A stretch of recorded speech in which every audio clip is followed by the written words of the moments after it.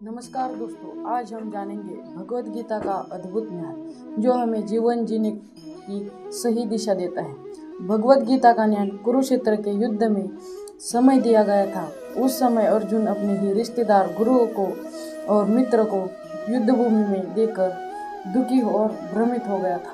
अर्जुन ने भगवान श्री कृष्ण से कहा कि वह अपने ही लोगों के खिलाफ युद्ध नहीं करना चाहता। उसे समझ नहीं आ रहा था कि क्या सही और क्या गलत। तब भगवान श्री कृष्ण ने अर्जुन को जीवन का महान ज्ञान दिया, जिसे आज हम भगवत गीता के नाम से जानते हैं।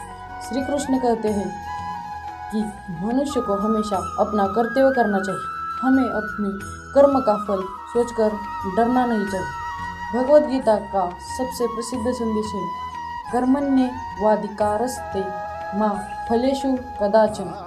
इसका अर्थ है कि मनुष्य का अधिकार केवल कर्म करने पर है, लेकिन उसके फल पर नहीं। श्री कृष्ण यह भी बताते हैं कि यह शरीर नश्वर है, लेकिन आत्मा अमर है। आत्मा न जन्म लेती है और न मरती है। जिस तरह मनुष्य पुराने कपड़े छोड़कर नए कपड़े पहनता है, उसी तरह आत्मा भी पुराने शरीर को छोड़कर नया शरीर धारण करती है। भगवत गीता हमें यह भी सिखाती है कि हमें अपने जीवन के सत्य, धैर्य और अनुशासन को अपना चाहिए।